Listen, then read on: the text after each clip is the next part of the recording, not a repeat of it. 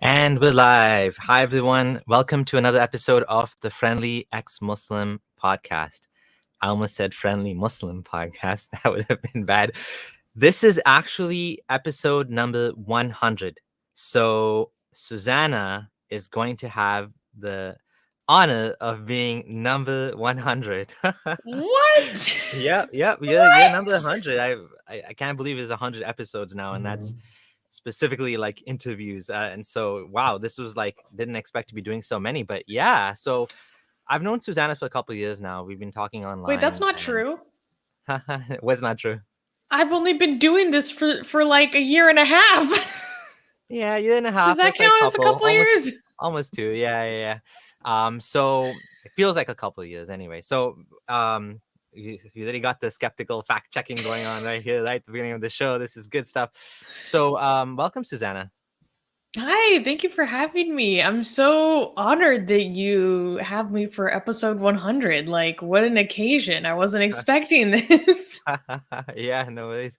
Looks like we have all of the crew in the chat. We got Armin Navabi, we got D, we got all Secularity, all you guys, Suhas, everyone came to join to support you. This is awesome. Armin saying, "Why am I not an admin?" Dun, dun, dun. Uh-oh. Okay.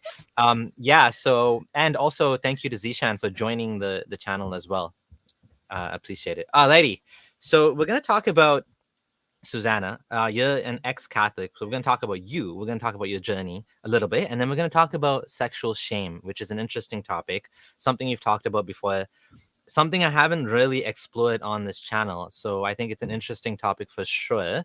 I'd like to know, before we get into that, like, let's talk about your connection to Atheist Republic. What's your title at Atheist Republic, and how did you get involved with Atheist Republic? Why is this important to you? Like, how did you get into this activism? Because apparently you had a life before atheism, and now this suddenly doing all this stuff. Believe it or not, yes, I did. Yeah. Well, that's a good question. So I became involved with Atheist Republic because around the fall of 2019, I was struggling with a lot of kind of the after effects of leaving religion in my life, and also teaching myself more critical thinking skills in a more structured way. And that led me to pursue a lot of different content online. And so I started watching a lot more atheist content, like the Atheist Experience. But I actually wanted content that was a little bit more diverse, that discussed more different religious ideologies across the world. You know, just because of where the ACA is based, you know, they're gonna, in America, you're gonna get mostly Christian, ex-Christians, or people who are questioning or trying to defend Christianity. And I wanted something different.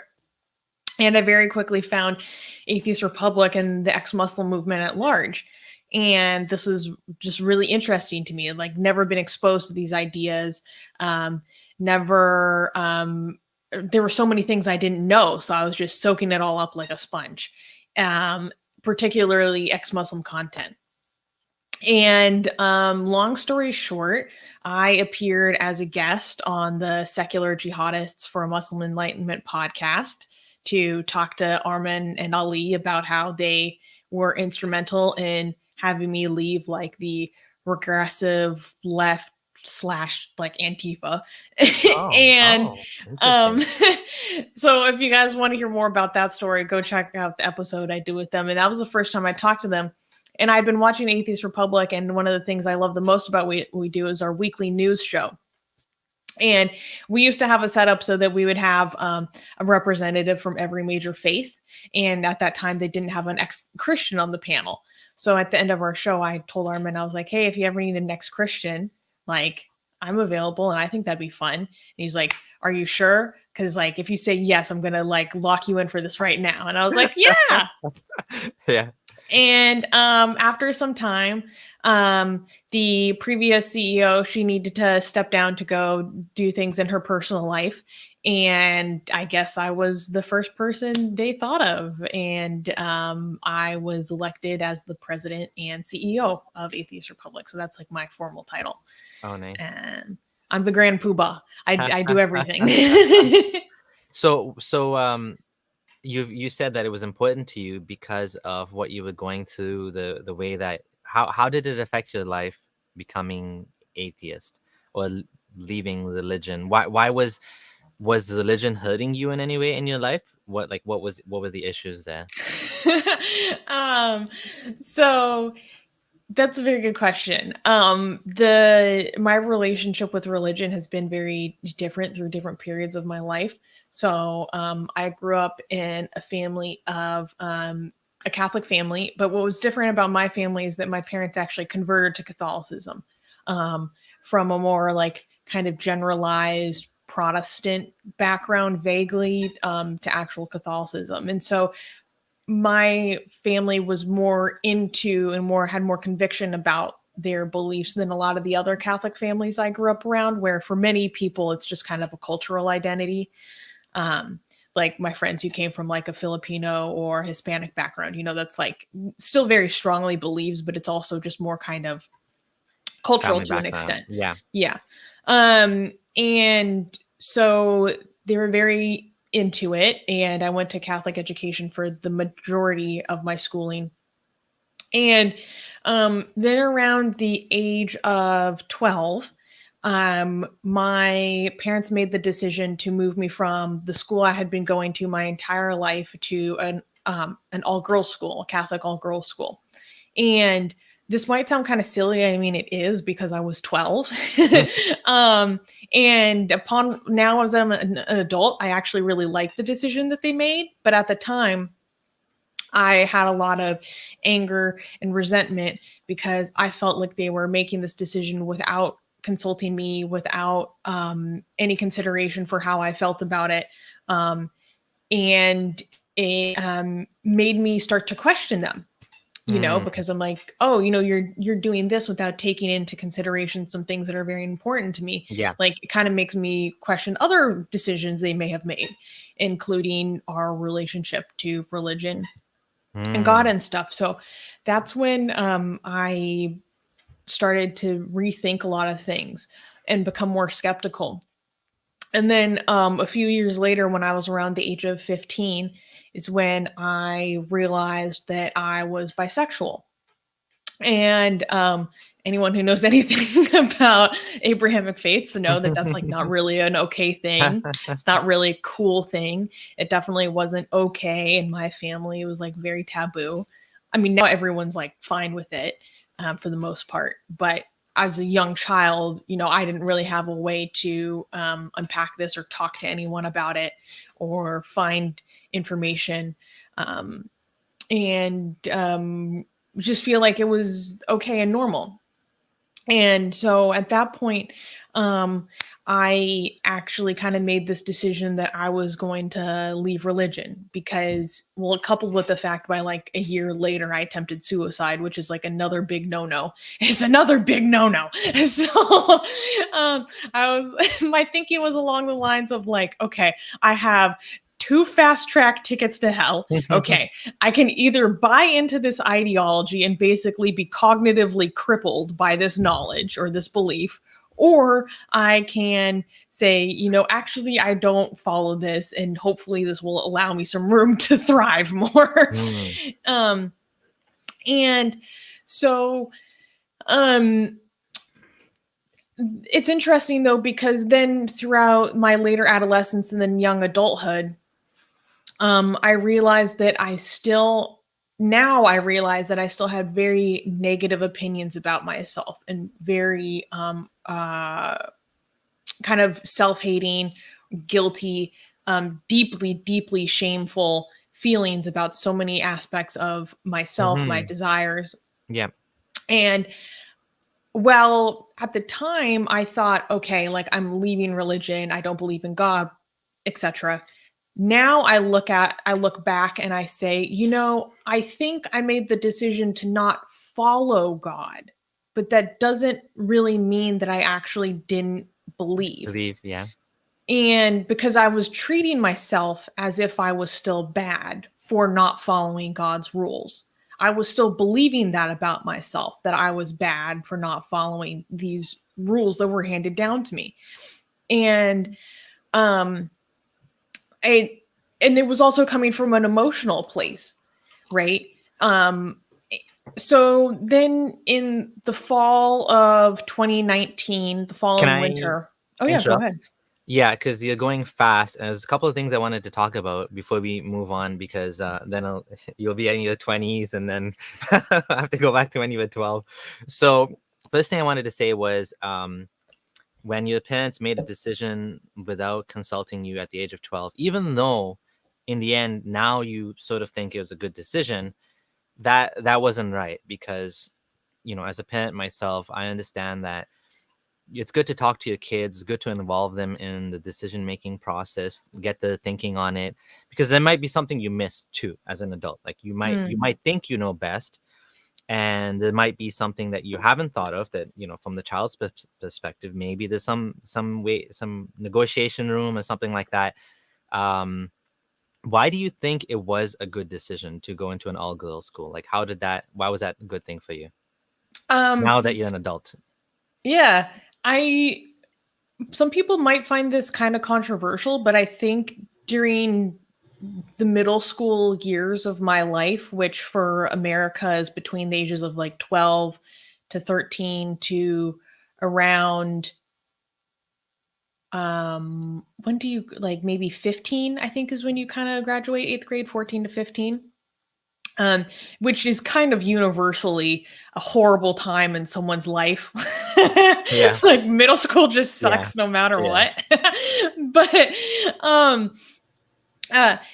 I think it's really good for me because there's actually a lot of studies about how sex segregated education can be really beneficial for young girls, particularly at that age, because they receive more attention in the classroom, particularly in the realm of science and math.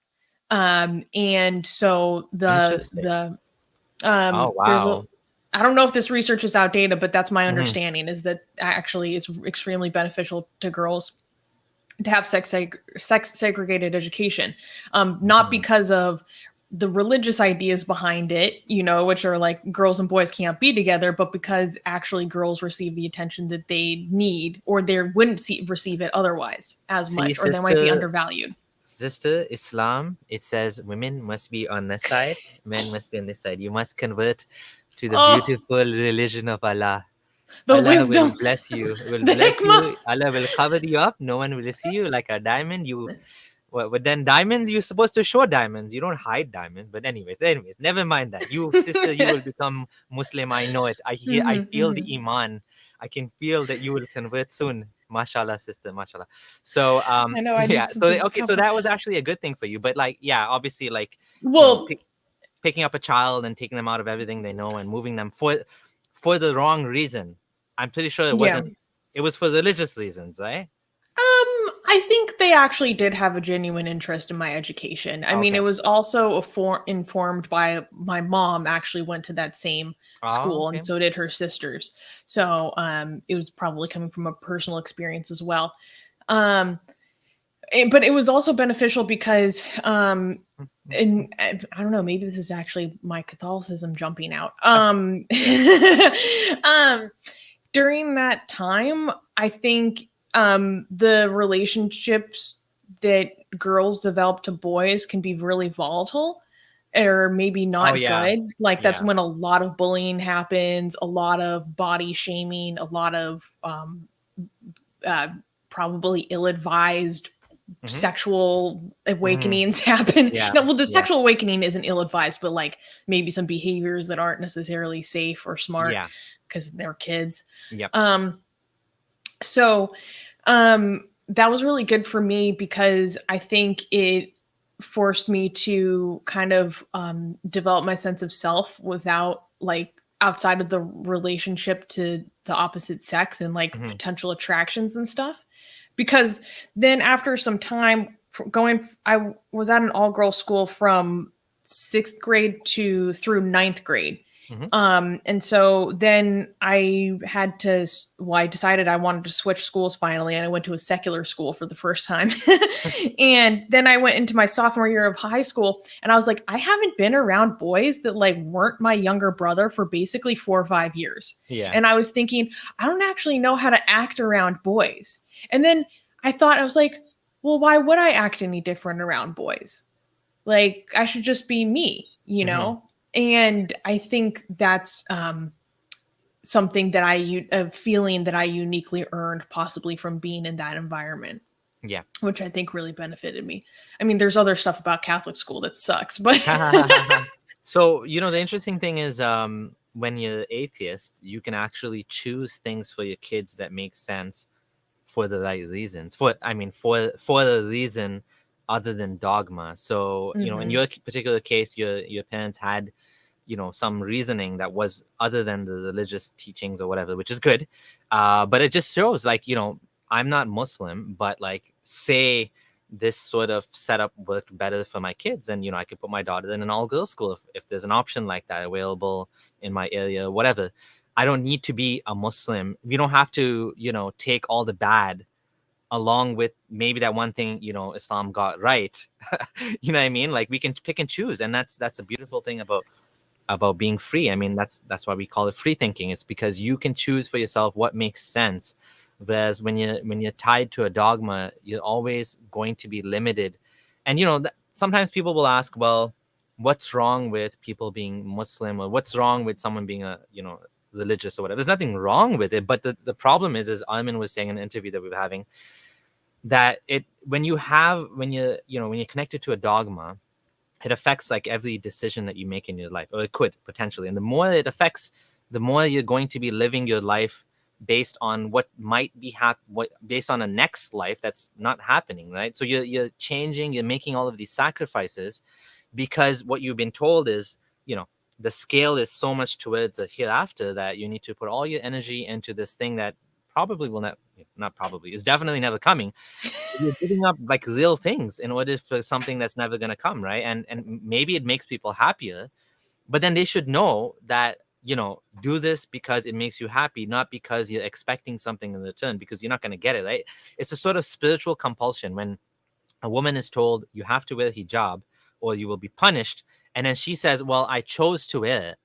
Well, in the back of her mind, she's choosing it because there's some reasoning there, including I will be punished if I don't wear it. If that's her reasoning, which of course it is, either that or cultural or whatever, then it's not really a free choice. It is her choice, and we should respect her choice. I mean, even if it's being influenced by religious dogma, but we can point out that this is actually a bad thing. Hijab is not a good thing, and I don't like it. People, you know, some Muslim women get mad at me for, you know, mansplaining or whatever about hijab, but it affects the women in my life too, right? Like, it affects, of course, potentially my daughter. Well, no, my daughter is not going to wear hijab, but but like, it affects other people's daughters, and it affects other women in the world too. And, you know, I have a right to talk about it as much as anybody else, as much as a Muslim has a right to say, you know, wear hijab day, try wearing a hijab, you know, and, you know, so. Yeah, I think it's kind of silly to say that like you're mansplaining just because you're talking about it as a man, you know. Yeah, why should they hold that against you because of your sex or gender? Yeah. But I really like, okay, what you earlier said, like, oh, even if there are some things, or like Islam got that right. But the thing is, it got it right, so to speak, for the wrong reasons. Yes. Right. On the basis of the wrong premises, not because of it could actually improve the quality of education for women, but because there's actually something harmful or dangerous about being around women and how they can lead you astray. Right. Well, I don't know if Islam says like that. Islam doesn't say that women are like, I think with Islam it's more that it goes both ways. So if the woman can be a temptation, but the man can also be a temptation for the woman. So it's like both directions. It's a sort of unilateral temptation, right? Because it's not although there are hadith with a pretty misogynistic that say things like, you know, when a woman wears perfume, she's like a prostitute, and when a woman is attractive, shaitan sits on her head. So it does kind of put the burden on the woman, right? But in the Quran, it doesn't really. I think it's more. I don't want to say it's equal, because for sure it's more on the woman, for sure. But like, in terms of what I was taught as a Muslim, it's I didn't shake hands with women not because a woman was, like dirty or unclean or something inferior. No, I didn't shake hands with her, and she wouldn't shake hands, and my wife wouldn't shake hands with other men either.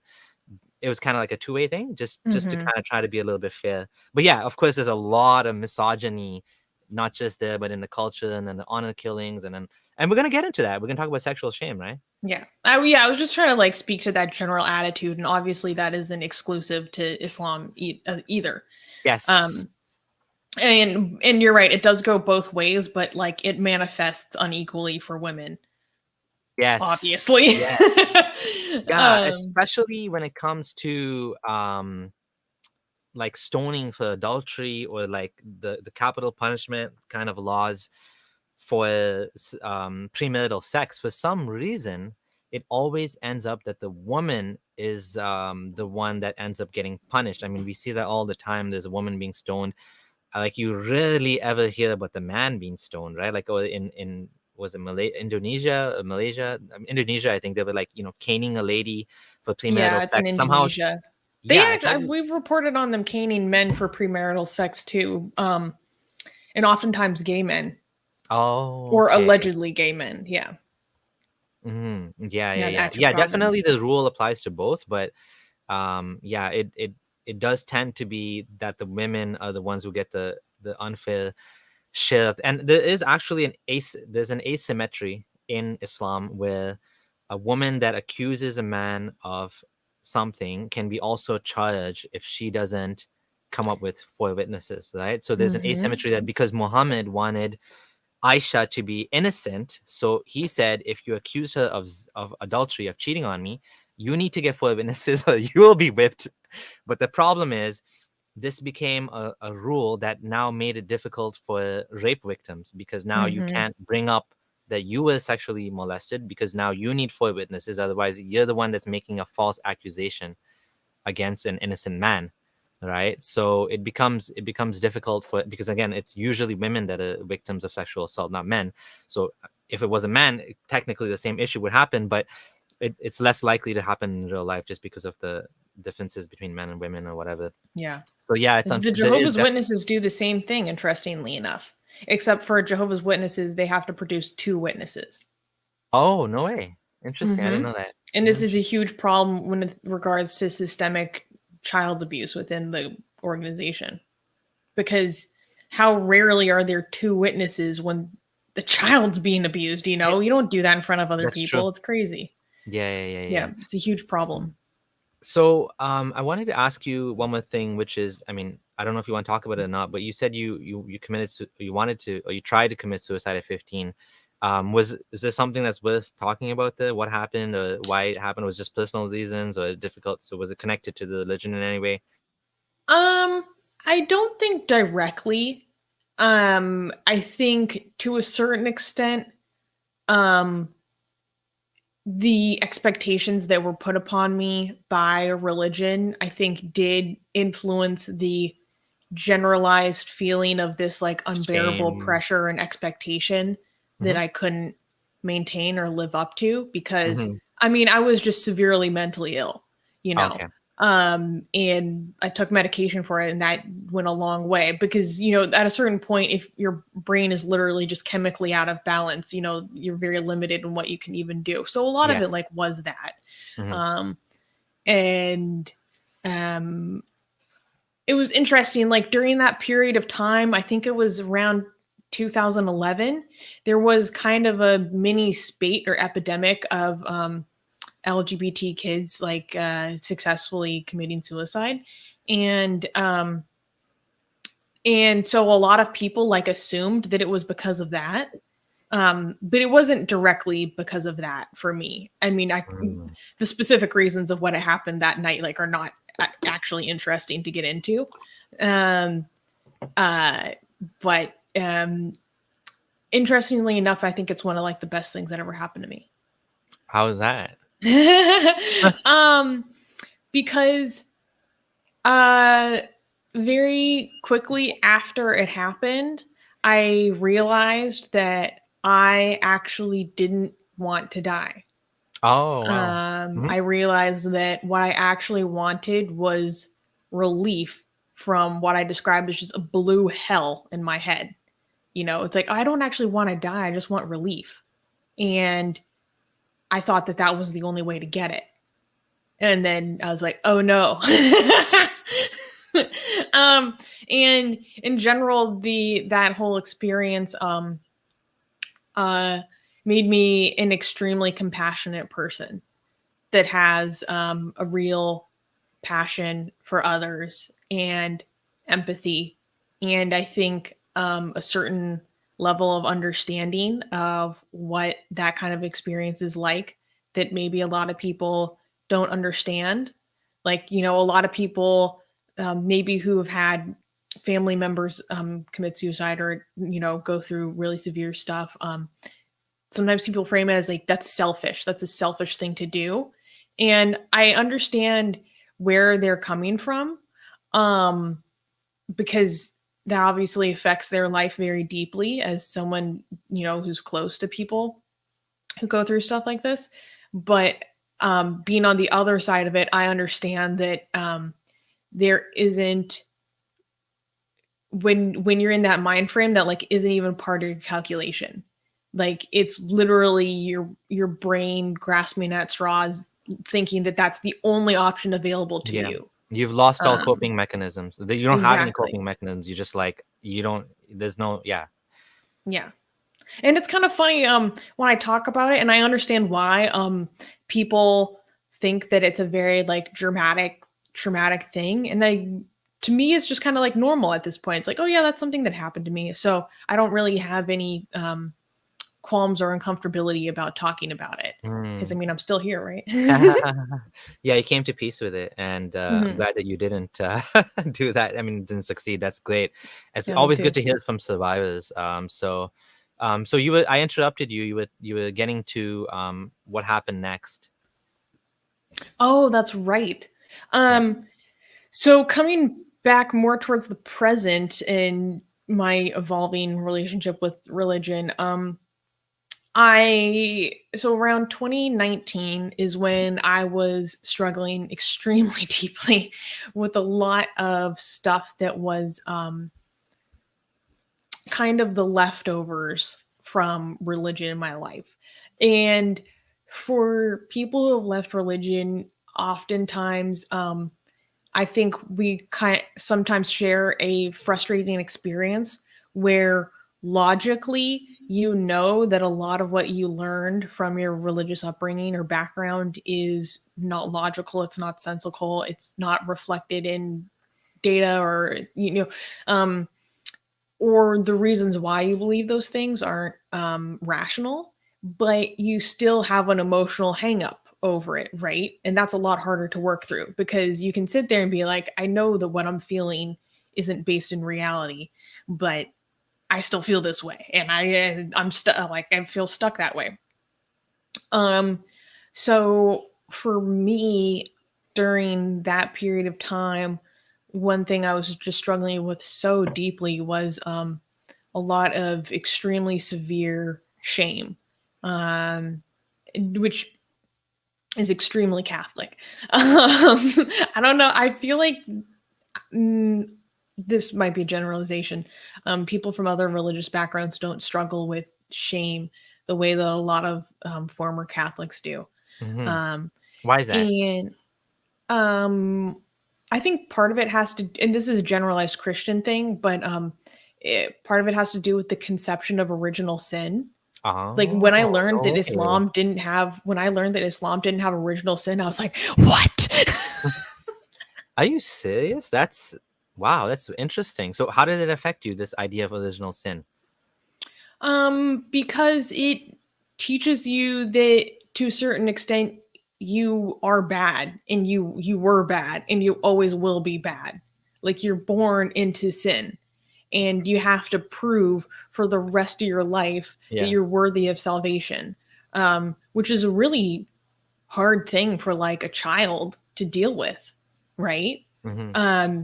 And so to the extent that which I left religion or didn't follow God's rules, it just felt like further and further verification of that I was bad, and that I deserve to feel badly about myself and think and feel and believe bad things about myself, because it validates that teaching.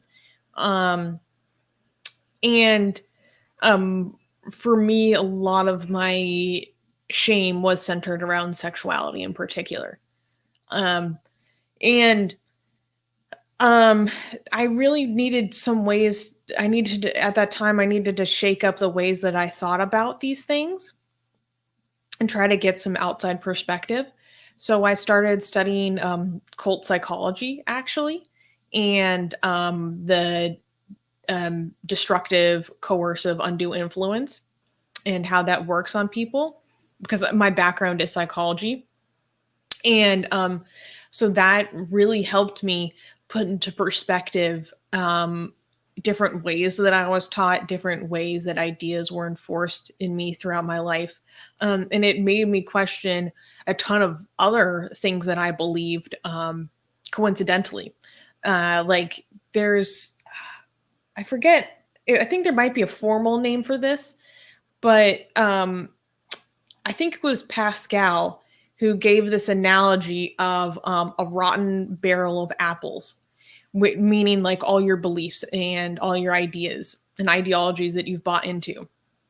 And it's kind of this visualization of taking all this barrel of apples, and you know that some of them are rotten, but you're not going to be able to figure out which one is rotten until you pour the barrel out on the floor and sort through to find which are rotten. And so I was like, okay, well, to be, a good critical thinker, I think I'm pretty smart. I think I believe what I believe is justified. So I kind of was like, okay, well, I'll kind of do this exercise for fun and start more individually going back and verifying what I believe. Mm-hmm. And there's a lot of dumb shit that I realized I believed. Oh wow! So where did you hear about this? Was it a book you read, or like how did your journey happen? Wait, where is it? Yes, right here.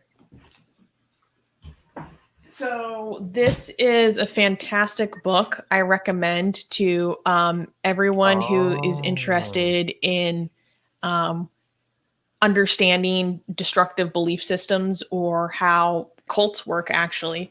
But it kind of is just like good at teaching critical thinking and identifying destructive influence in general. So it's called Combating Cult Mind Control by, now he's a doctor, Dr. Stephen Hassan. It's spelled Hassan, but it's pronounced Hassan. And he's basically America's -- cult expert. And he's actually a cult survivor himself, and a labor trafficking survivor. And he draws upon his experience and then also what he's learned in decades of helping to counsel other people out of destructive cults. And so that's kind of where I learned a new way of identifying bad stuff and looking at critical thinking in a new light. And so that made me question a lot of political ideologies that I had bought into, which was very good.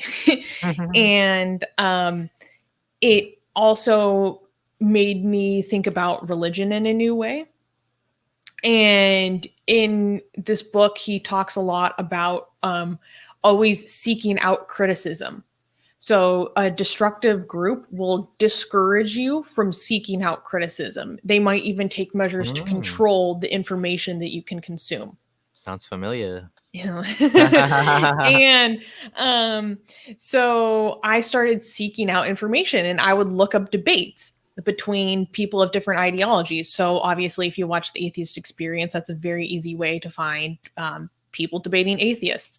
And then I was like, well, and then he specifically mentions to go seek out former members of a group before buying into something new, because they will probably have a more informed criticism than other people. And I was like, okay, well, let's look at other religions. And so that's how I started looking for ex-Muslims. And that's kind of how I studied. I stumbled across the ex-Muslim movement and stuff. And that just shifted everything for me. That shook up everything. Nice. Before we continue, I just want to, there's a couple of comments I want to highlight, which are kind of interesting. Mm-hmm.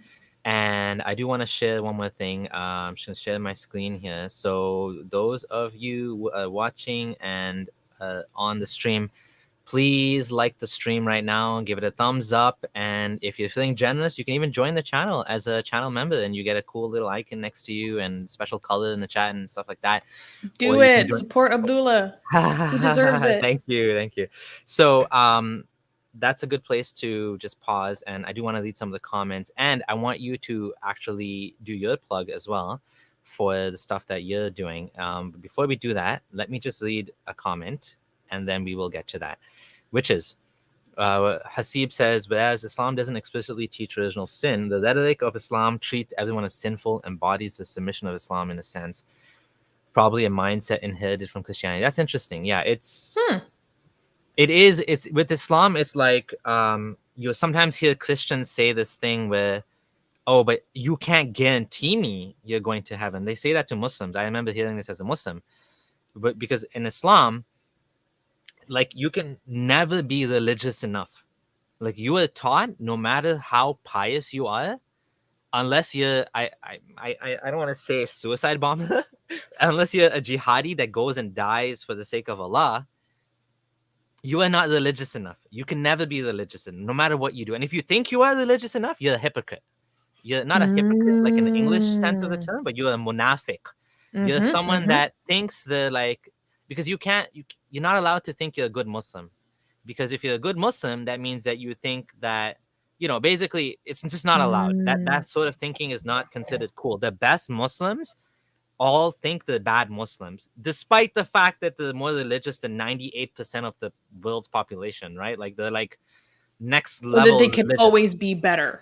Yeah, it's like you can never be good enough as a Muslim. That's like, so it's not really original sin, but yeah, his point is valid that this submission thing, it's just like you can never do enough, right? It's like I met one guy that, he told me, even if he saw, like, this is when I was now pretty much atheist at the time, or like about to be, before my channel came out or anything, and he was like, we're talking about it, and we're talking about evidence, and I was talking about lack of evidence, and he said, listen, even if I saw Allah, like literally saw Allah, I wouldn't change my faith right now. That's how much I believe. And I was like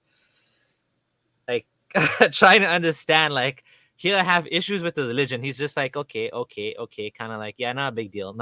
And then he's like, I don't even like. So then at that point, I realized that there's people out there that they don't care about evidence. They just don't. It's just. But anyways, I'm kind of ranting now. No, I get what you mean.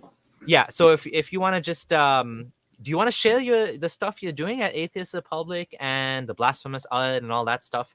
I'll bring it up on the screen too, so we can talk about that a bit. Oh yeah. Well, what was I going to say? Something about sex shame. Original sin? Yeah, it's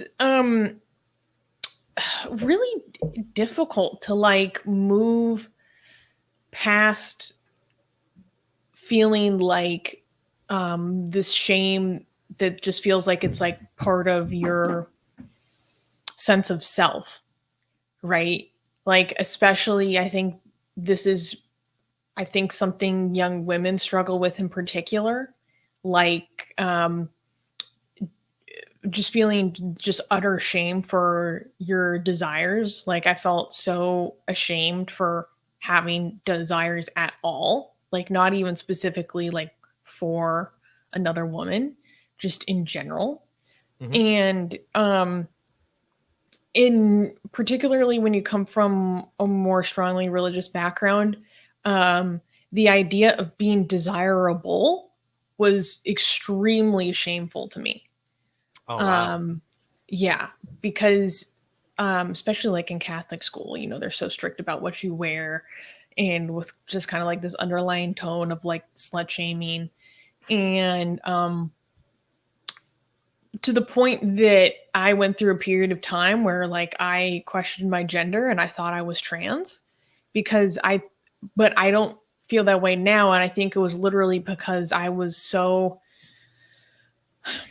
trying to bury and suppress so many parts of myself that I just didn't even want to be a woman, because it felt so shameful to be a woman and feel the way I do. So I was like, it's just better to be a man, because it just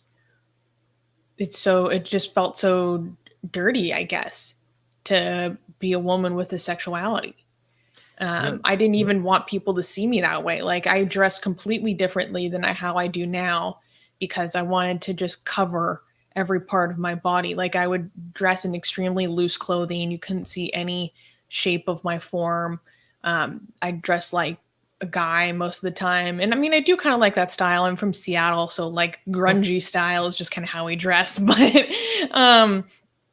it was more like shameful and like trying to make myself not seem attractive, like kind of actively, because that was scary to me. And I felt like I needed to protect myself from that, from people desiring me, because it's wrong, right? Like, there's so many things in the Bible about how you inspiring lusted men is horrible, or Jesus says, like, pluck out your eyes if it causes you to lust or be in temptation and stuff. And it's taken me a really long time to get past that. It literally wasn't until like last year that I started to feel comfortable wearing shorts. And I'm not even from a fundamentalist family. Wow, sister, I told you would make a good Muslim. You have all of the right things in place. Next thing you know, it's funny because I think there's people like you that instead of ending up atheist, end up Muslim, including potentially, like, actually, I'm not going to mention, including people I know that I know like a woman that became Muslim, and potentially this makes sense because hijab appealed to her and stuff like that. A lot of what you're saying actually. So the interesting thing about Islam is, other than like, the shame thing, I think is very different in Islam. And I think Muslims are proud of this, because this is actually one of the characteristics of the religion. It's actually mentioned that, the Quran says Jesus was not a monk, and Muhammad made it like part of the religion to get married. Like, you need to like enjoy your sexuality in context of marriage, which I know is part of Christianity too. But it's like, it's different because sex is not shameful in Islam. Yes, you're not supposed to go around attracting men, and you're supposed to cover up and hide your beauty. And, to the extent that some women wear niqab, and, you have people like Ninja Mommy that will go around saying Islam has dress code for men too. And it's like, I don't know what she's talking about, because the dress code for men is nothing. Basically, it's like you have to cover in from comparison. it's like literally from your navel to your knee. That's the dress code for men. That's the minimum. It doesn't mean you're supposed to go around like that, but like, that's the aura. The aura is like the minimum, like what you have to cover. Whereas for a woman, it's everything. It's like everything has to be and some women would consider, I know this is not a common opinion, some Muslims consider the voice of a woman as aura. Well, if you think about it, in Islam, a woman's not allowed to lead the prayer in front of men. A woman's not, I mean, things are kind of changing a bit, but I've never, as a Muslim, even pretty much almost once in my life, ever heard a woman reading Quran other than like a family member, like my auntie or my mom. Women don't read Quran for men. When I saw on YouTube women reading Quran, I'm like, whoa, women read Quran. This is a thing. I've never seen this before. And they're putting on YouTube, which means, and you probably, if you look at the comments, there'll be lots of comments about men should, but like, I don't know if there's even a rule like that a woman's voice is like, there's some reasoning why they're thinking like that. Maybe it's become part of the culture. And of course, even the setup in the mosque and everything is segregated. The women are behind and all that, or even hidden. The Prophet's mosque had no barrier, but now you have barriers, and things have changed too in some ways. Some mosques, some sects have become more fundamentalist, and some have become more progressive, right? So there's a change. But it's interesting how different Islam is in regard to that, being proud of like sex being a good thing. It's actually a part of Islam. That it's actually one of the selling points that, yeah, we're cool with this. We talk about sex and this is okay, even though again, in reality, I think there's a lot of problems, especially with the gender segregation, especially with the fact there's no dating allowed. marriage has become incredibly difficult. It's gone in a very toxic direction, right? It's just marriage is actually like a very difficult thing to implement, and then it creates all these other problems. Now you have a lot, like, if you just date, you can date someone and break up with them and then find someone else that's more suitable. But in Islam, you're divorcing that woman now. Now you have to go through a divorce, and now you've just complicated everything so much more. Or you're stuck in a bad marriage and you have kids now because it's your wife, and you know you're planning to be forever. So I think it creates a lot more problems as well at the same time as, but it's interesting how from Christianity, there's, like, I've heard this a lot. There's this shame aspect that's such a big thing in Christianity.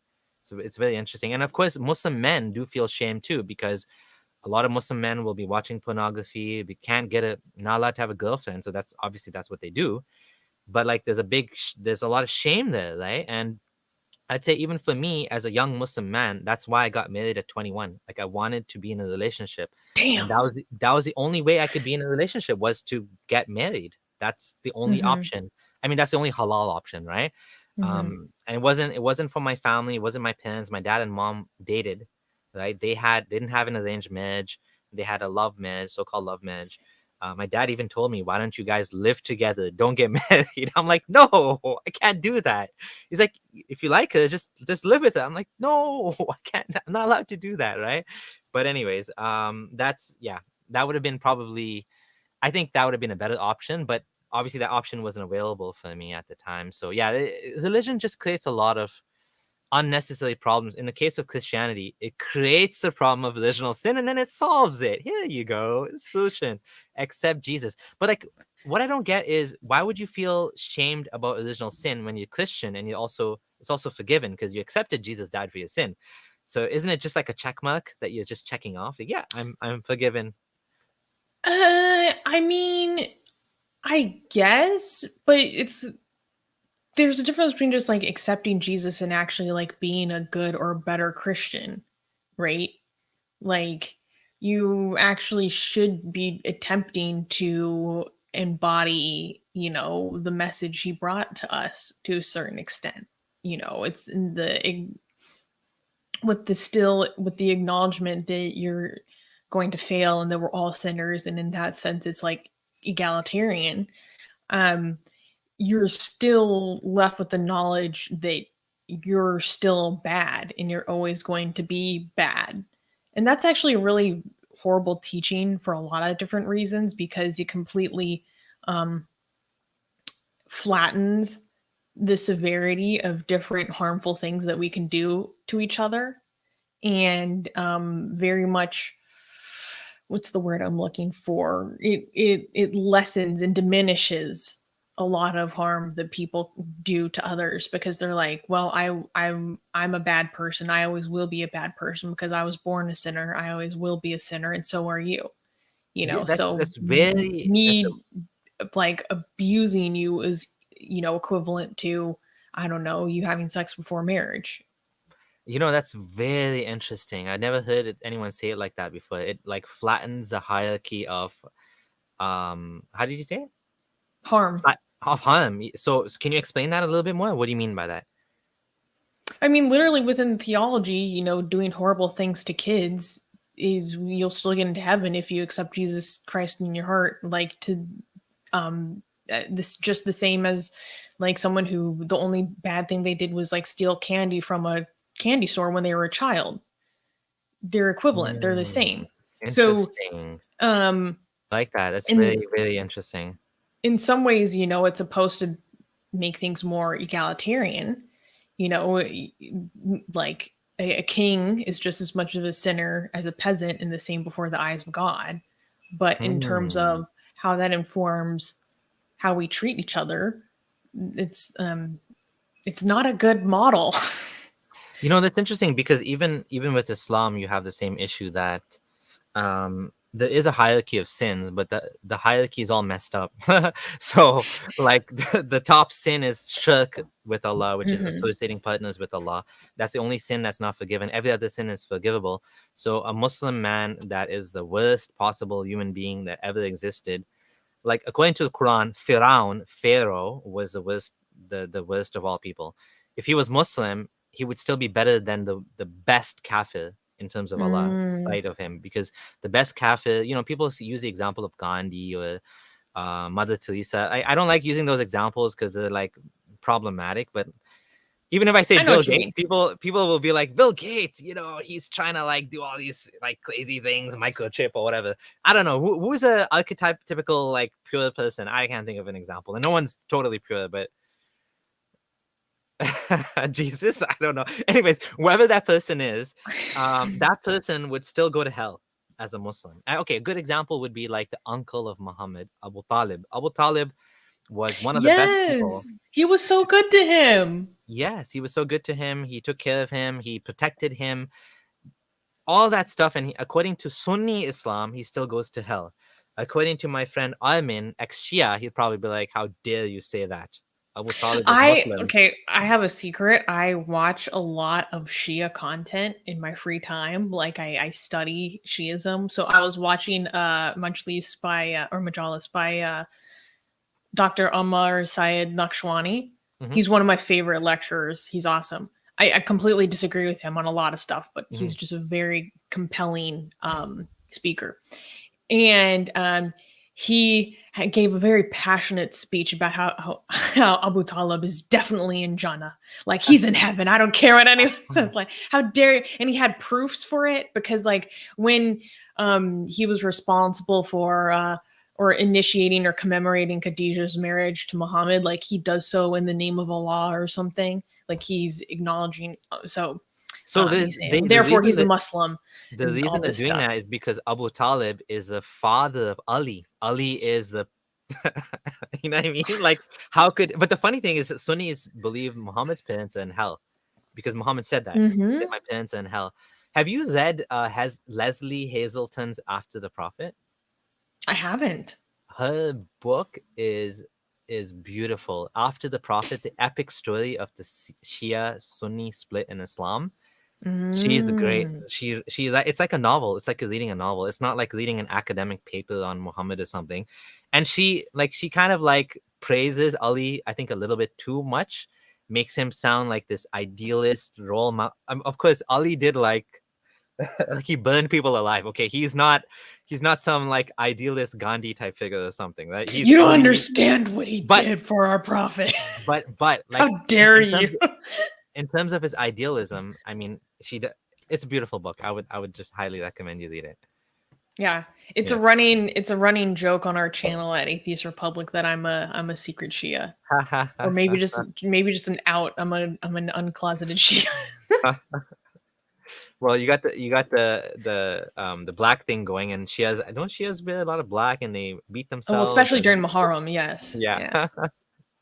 So, anyways, so let's continue on the journey. So, did we finish that now? Like the shame, so that's good. You've explained now. You've made me understand how or why this is important to you, and how religion affected you, how it hurt you. And these are the type of stories that people need to know. Not everybody goes through the same thing, but like this is the type of effect that religion can have on people, right? I mean, I had a different experience. You had a different experience. We all had different experience. Yeah, I think it's important for me to talk about, because when I was going through a really tough time, like I didn't find a lot of content that I felt really spoke to what I was going through online, that made me feel like there was people that went through what I went through, or like that kind of unpacked like how to kind of get through it or recover from it.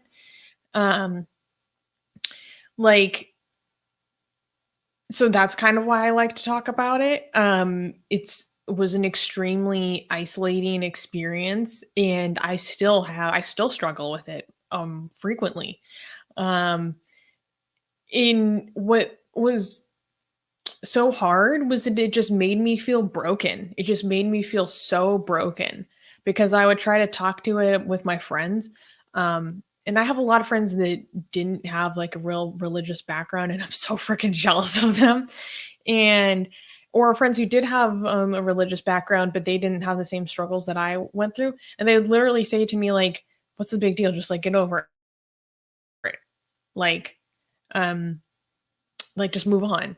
And it's not that easy. And that made me feel so, what's the word I'm looking for? Like kind of deficient, or just so much unlike anyone around me, because no one else was struggling with what I was struggling with. It just made me feel broken in comparison. I was like, why do they get to have, why can they move on so easily? Why is it so easy for them? Why can't I just move on and get over it like they did? Whereas like me going out and just trying to like satisfy my desires will literally send me into a tailspin of self-loathing that I can't get out of for months, until I just like become like actually like a hermit, where I just can't even extend myself to other people because of how deeply I feel ashamed. I wrote like, oh my god, like journals about how I felt like if people knew what I thought about and desired, like that I should be executed for it. Like, because I was so deeply ashamed, or that if it was, if someone got to know me, that it was only like a matter of time before they would learn something about me and reject me for it. So I didn't even like really trust or believe in the friendships or relationships that I did have, because I thought there was going to be conditions to it, or like a ticking time bomb before they would learn the stuff about me that I thought was just so deeply shameful and just like ditch. And if there are other people who are struggling with this kind of thing, I think what helped me a lot was having an excellent therapist, which is something that's really privileged and like not available for people everywhere, either because of expense or because maybe in your country there like literally aren't therapists who you could talk to openly about this kind of thing. And besides that, I think having a really good friend who is like a real positive source of reinforcement and refuses to let you engage with that self-hatred or that shame, or call it out and call it what it is and help you identify it so you can check yourself on it, is so important. Maybe you can find a couple people in your life like that. Like literally, I wouldn't be where I am today, and I wouldn't be as healthy if I didn't have Armin in my life. I swear. Like, oh my god, I need that friendship in my life so badly, because I wouldn't even, when this is just so deep in you, you don't even catch yourself thinking this way. You need someone to be like, actually, no, hold up. Like, where are you getting that idea from? That's not true.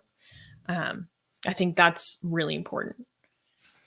I was gonna say, I like what you said about, how you were in a sense jealous of people that were less religious and didn't have as much. So I see this all the time too, and I see exactly what you said from an ex-Muslim perspective, from an ex-Muslim experience.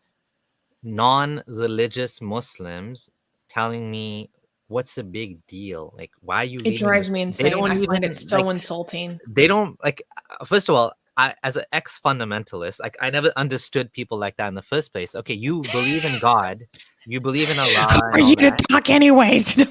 and you're not praying or you're not doing any of this stuff. Like, you're kind of like a fake Muslim already. Okay, but they're Muslim, fine, you're a Muslim, whatever. I accept you still believe. I think you believe because you don't show that you believe. You're not making those sacrifices. So, anyways, I'm already like judging these people. And then now I left Islam. I was thinking they'll be like, welcome to, whatever. But they'll no, they were like, it was the opposite. It was like, what's wrong with you? Why are you leaving this beautiful religion? Like, and they're like, I'm not saying they're drinking alcohol. I wasn't with that less religious people, but like they don't care about Islam as far as I can tell. Like they didn't make any of the sacrifices that I made. They didn't. They're like nominal Muslims, like judging me for leaving Islam, and I'm like, oh, you guys don't get it. Like, And then of course if you try to talk to them about Islam, they don't know anything about Islam to talk about. They're just like, it's all over their head. They're like, go talk to the imam. Like they've outsourced their thinking to the imam. The imam doesn't know Yeah. anything. The imam doesn't know. The imam doesn't know about Dhul Qarnayn and Alex. Like, he doesn't know these issues. Like, he doesn't know anything. Like, so these guys, they don't think. They're just accepting the imam knows the answers to some issues that some random person's bringing up. They're probably not actually issues, but like they're so judgmental. But like some people, the more religious you are, the more harm is being caused to your life, which is why I think one of my goals has always been not necessarily to deconvert people, but at least to like give them a little bit of doubt. You know, make people Yes. like, let them question, like, maybe I'm wrong. Mm-hmm. Maybe this is not true. And then like I have a friend, it's probably like on the way to becoming ex-Muslim. Muslim friend I've been talking to for multiple years, Salafi. And at one point he actually bought a house, a haram mortgage. And this is a Salafi. So this is like completely forbidden. Buying a house on mortgage is like worse than zina. It's worse than adultery. So he can go and Oh cheat my on his God. wife, and that would be less bad than buying a mortgage, right? But I asked him, I said, why did you do that? And he's like, well, what if I'm wrong? And I'm like, yes. What if you're wrong? Like, okay, start making some decisions that are better for your family, that are better for your, because that was the reason. It was for his daughter. Like having the daughter was, and I'm I'm sorry that you had to go through all that. I fortunately didn't have to go through that. I left Islam and I was like, okay, there's no God. I have friends just like you that for multiple years they were struggling with, even like ex-Muslim friends that are ex-Muslim. They've accepted that Islam is false. They still had problems like coming to terms with the reality without God, coming to terms with the fact that we're alone in the universe. They read some book by Dawkins, and they were convinced that Islam is false. My job and our job, I think, is to help these people to come to stay where they are, because they're in the right place. I'd say 10 years ago, a lot of people left Islam would have come back to Islam because there wasn't the support systems in place, and it's just True. easier to go back to Islam because everything is like, imagine you have some doubt in your mind that Islam is true or whatever religion it is, but everyone around you is Muslim. You can't, even if you talk to them, they gaslight you sometimes. Sometimes they don't gaslight you. Sometimes they'll come up with actual responses to things. And you're just like, okay, maybe I'm just crazy. Right? And then you start thinking that maybe I'm crazy. Maybe Islam is true. It might as well just be Muslim. And then they'll become religious again. And that's, I don't want people to have to think that they can't, be themselves. They can't disbelieve because that they're wrong about that. Whereas there's good Mm-hmm. reasons to disbelieve, right? There's good reasons to live your only life that you have the way you want to live, Mm-hmm. Yeah, no, that's so true, Abdullah. Like what I always say is I'm not trying to tell people what to think. I want to teach people more about how to think. And I think if more people think of, like, because I'm not an authoritarian, I despise it. I think if more people are taught how to think more strongly, more strenuously, a lot more people will just over time come to my position. Maybe, obviously, that's a little bias on my part. But it's interesting you bring that up because, well, ex-Muslims of North America has the hashtag awesome without Allah. And every year when they, do that hashtag bomb, Armin Navabi, our founder at Atheist Republic, always says, like, I can only be awesome without Allah because I have the community of ex-Muslims, because that's so important to people. In the sense of belongingness is one of the most important psychological factors towards our own well-being and our own sense of self. Like lacking a sense of belongingness and feeling a sense of burdensomeness are actually two of the highest contributing factors towards suicidality. So having a sense of community is really important, which gives me an opportunity to plug Atheist Republic, because we have so many online communities specifically for people. And the benefit of it being online is that makes it more accessible to a lot of people who it's not safe to go find it actually in person. So if you go to atheistrepublic.com/consulates, you can find at the very top they're drop down menus of all the different categories. There's international groups, and you can join our international group, which has like over 80,000 people. Oh, there we go. Yeah, see, if you click on international groups, it'll drop down. There we go. So you can find our Facebook page and our main private group where it's screened. So, you know, your safety and identity is, we make sure to consider that when accepting people into the group. And we also have a dating community, by the way, guys. And then if you scroll further down, you'll see that we have actual local groups we have over 150 consulates in, I think, 72 countries around the world. So then it is an option to people to actually go from the virtual to in person, because for some people that actually is very important for them to feel a sense of community. There was something else you said that I really wanted to touch on. Oh, yes. So when I was talking about earlier, like the stages of my relationship to religion, you know, I said when I first kind of left religion around the age of 15, upon reflection, I now think that I decided to just not follow God, but I was still treating myself as if those rules were valid and I was therefore bad for not following them. And I left for emotional reasons, right? Because I was a queer, sad kid. And it wasn't until I started around late 2019 actually looking at atheist content that handles the God question from a rational and logical perspective that completely shifted my way of thinking. So actually looking at arguments for God, looking at logical fallacies, looking at debates, and thinking about it more from a rational standpoint totally shifted the way I thought about things, and therefore the way I thought about myself.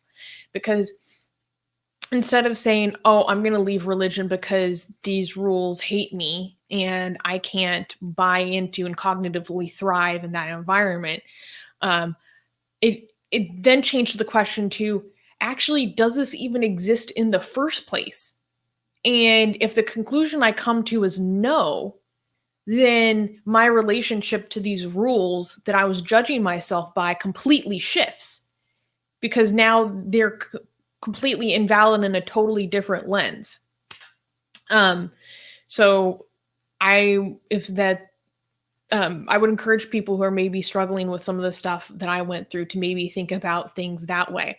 For example, a quote from Matt Dillahunty that was roughly something along the lines of like, how often do you spend time thinking about or fearing hell from a religion that you didn't grow up in?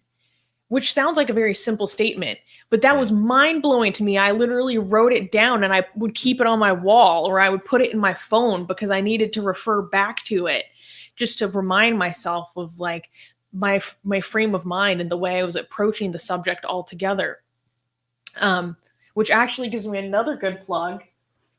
Hey, for Armin Navabi's book, Why There Is No God, where there's 20 common arguments for God, and then like why they don't actually make logical sense. This helped me a lot. And if you subscribe to our newsletter at atheistrepublic.com/newsletter, you get the copy of that book for free, a PDF. Ooh. So that's available to you guys. Nice. Okay, so I was gonna say a couple of things. One thing I wanted to say is, I want to share this on my screen. Hold on. Share screen. We didn't talk about this yet. Let's talk about this. Hey. So the Blasphemous Art Project. Yes. So why is this important? How is it how are you connected to this? And yeah, tell us about it. Yeah, so if you guys saw the episode with Armin, our founder, last week, then you already heard about this and kind of the origin, but I'll give like a brief summary. So last year, you know, there was a lot of conversation in the ex-Muslim community about desecrating the Quran and if it's a valid form of protest, and a lot of moral and philosophical arguments about this kind of expression and this kind of protest. And that's something that we fully support at Atheist Republic. We're kind of more provocative than other organizations. And Armin started the #desecrate the Quran campaign, with the idea that if more people do it, it diffuses the risk. But this inadvertently garnered a lot of attention and support from a lot of right-wing Hindu nationalists, or Hindutva, who have a disordinate amount of just straight up anti-Muslim bigotry. Mm-hmm. And that's not something we support. And it's actually something we actively despise. And so, inspired by you, Abdullah, okay, we, Armin specifically, decided, okay, well, I have to blaspheme against a Hindu goddess now, or a Hindu deity, to show that this form of expression, this form of protest, is not exclusive to a group that these people dislike, right? We're an equal opportunity offender. And so he tweeted a picture, kind of a pinup style drawing of the Hindu goddess Kali, celebrating her as sexy, and this caused the most torrential storm of abuse that many activists have seen in like over 15 years of activism. Mm-hmm. Like, I've never seen anything like this, and I've been dealing with Islamists for like over a decade. Like, this is crazy. Like, the amount of personal harassment I received was insane, like sexual harassment, rape threats, death threats, just straight up some of the most depraved stuff I've ever seen on the internet, directed at us because of a cartoon and us saying something that I think is a compliment. Like, this is sexy, we're celebrating it. Anyway, so all of that harassment was done in an attempt to silence us, right? Or to shut us down, intimidate us. And that's just not how we roll at Atheist Republic, okay? We don't back down, we double down. So that inspired us to create the Blasphemous art project, as we call it, where at least once a week we publish an artwork that is usually a deity of some kind in a way that could be perceived as blasphemous. And we do it with a couple of reasons. One is to spark conversation around blasphemy, because it's an extremely useful tool to educate people about freedom of expression. I found I am very passionate about free speech and free expression and fighting blasphemy laws. And it gives us an opportunity to teach more people about that, and why the freedom to offend is it's an invaluable commodity, is the quote.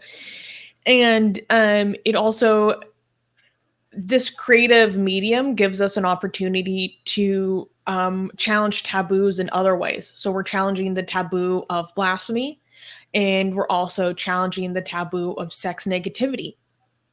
Because a lot of the backlash we were getting was specifically because of seeing a sexy woman and the hatred of a woman's sexuality.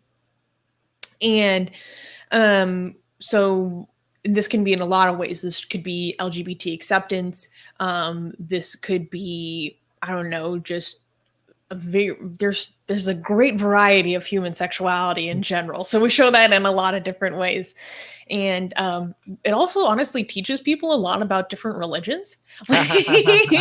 We've done like West African goddesses and Filipino goddesses and stuff. And that's taught me a lot. Japanese goddess. Yeah. So a lot of different deities. And we also just have a lot of fun doing it. Yeah. Awesome. Yeah. So I do recommend people check that out as well. Yeah. And I'm going to give you a little teaser right now. This is fresh off the press as of literally 3 a.m. this morning. Okay. I haven't even talked about this on our channel. If you're in India, make sure you subscribe to our newsletter, okay? Because that website may not be around for much longer if you're in India. Interesting. There's the word on the street. I was gonna say, like, you guys lost your Twitter accounts because of this. Yes, yeah. I've been banned. I'm in Twitter jail. I was never officially notified by Twitter why I was suspended. Armin was suspended ostensibly for Yeah. supposed hate speech, but if you actually like look at what was listed in his reasons for suspension, like none of them actually direct like hatred or harassment against any protected group. So it doesn't even fit their own like policy. Um, we've had so many different legal complaints filed against us in India because of this, like 5 or 6. Like I've honestly lost track. Our website got blocked by the Ministry of Telecommunications on our main Atheist Republic website Okay. on many different internet service providers. Not all, but it depends on what region you're in. And we are involved in a case that is going to go before the Supreme Court of India regarding they're using Armin's blasphemy or that specific tweet and some of our art as a reason why they should create further restrictions on social media and set up like this special council run by government officials to help pull down like hate speech faster. I'm like, that doesn't sound authoritarian at all. It sounds like Pakistan. It's turning into Yeah. Pakistan. Well, and then we also got our main Facebook page completely banned in India. And the only other country to do that to us is Pakistan. And then after that, Armin's personal Facebook page has now been banned in India. He can't even message users in India anymore. So they're taking stronger action against him than Pakistan ever did, or against our organization in general. We can come up with ways to like with the website. There's ways to get around it. With Twitter and with Facebook, there's not much you can do. But my website was blocked in certain places in the world, abdullahsamir.com. But I just created another website, abdullahsamir.site, and it works. So typically, they just block the domain name. You can just create like a mirror, and it works. Like Wiki Islam was blocked in Pakistan. Muhammad Syed made another one called Wiki Islamica, and that one works. So sometimes it's just a very lazy way of blocking. I mean, they can do more than that. They can like actually put effort into blocking it, like actually blocking it, and then it would be harder to unblock. But if you guys do get blocked, do reach out to me, and I will use my technical wizardry. We both have a good friend as well that supports Atheist Republic. He's one of the subscribers here. I don't know if he wants me to mention his name, but he's a genius. He's a tech whiz. He's a binary skeptic. Yes.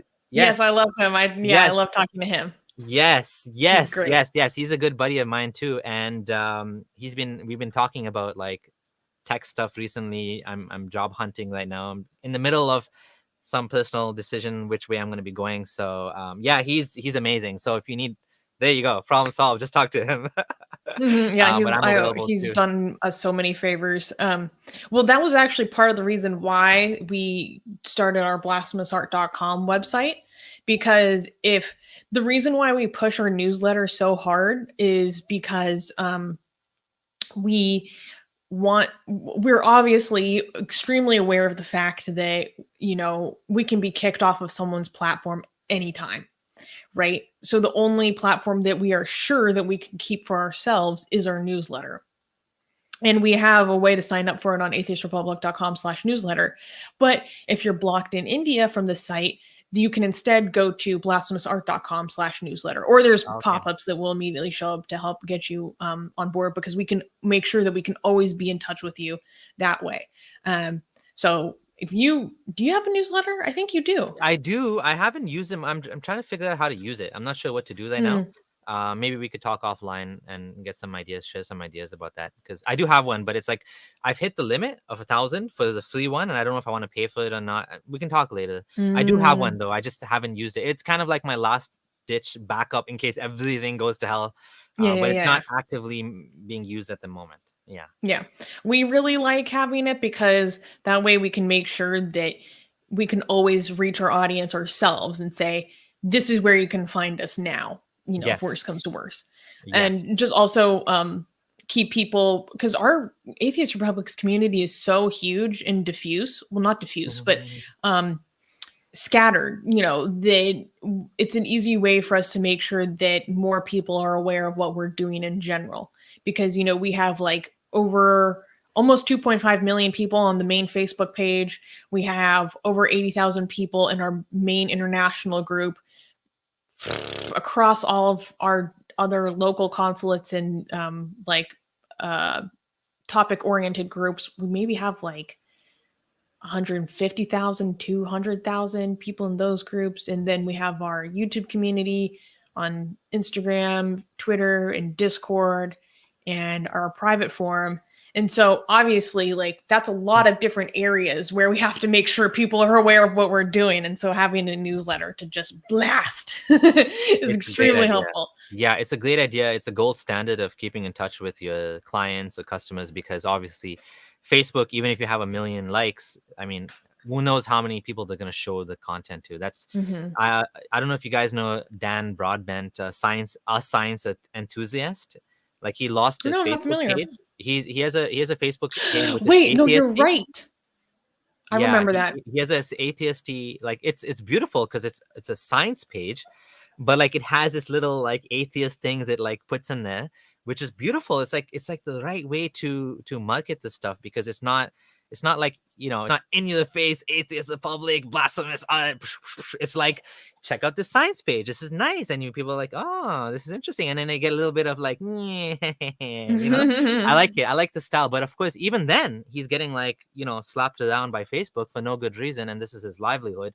This is his full-time income. So yeah, it's good that you guys have a site. It's good that you have a newsletter. I fully support you guys on that, and keep up the good work. Is there anything else about your story we didn't cover yet that we want to talk about sexual shame? I think we covered a lot, actually. I mean, nothing off the top of my head. If people are interested in hearing more about this stuff, I'd encourage them to check out Atheist Republic, specifically an interview I did with the author of this book, Wayward. So maybe look up like Atheist Republic, Alice Gretchen. It's spelled Greczyn, but it's pronounced Gretchen. Where this book is about her growing up in an evangelical family where like her parents' faith basically compelled them to become homeless and just wander the country. And the deep messages of sexual purity that she got from her upbringing. And so we had an awesome conversation kind of unpacking like our experiences as women in a Christian faith on a more deeper and detailed level, and kind of just like dealing with sexual shame more in general. So if you guys are not from that kind of background, I still think a lot of people could gain something from it. We have a lot of different content just kind of about this issue. And we also just talk about a lot of different stuff on AR. Like, we do the news every week. We do Q&As every week. And a lot of different streams in the past going over like freaking every religion under the sun. And we have a lot of Islam focused content as well. So you guys, of course, because of Armin's background. So you guys are also Islamophobes. I see. Yeah. I'm just kidding. Okay, I'm going to link the Atheist Republic channel as well. I don't know if I did that already, but yeah, it'll be in the description as well. That's going to be a wrap. Thank you, Susanna, for joining. It's been a great conversation, long overdue. And thanks for sharing your story. Obviously, you went to a lot of personal detail, and that's not easy. Do appreciate it. And yeah, everyone that's here, let's support Atheist Republic. Check out the channel. I know you guys have it much harder. I mean, I thought I had it hard, but you guys have it even harder with the demonetizations and the bans. And we have governments coming after us. Oh my God. Yeah. So definitely, I encourage everyone to support, sister channel Atheist Republic, and do check it out. And yeah, like the video and all that stuff. Thanks everyone. And wait, there was one thing I wanted to say. Yeah. There was a hilarious comment by someone in the chat.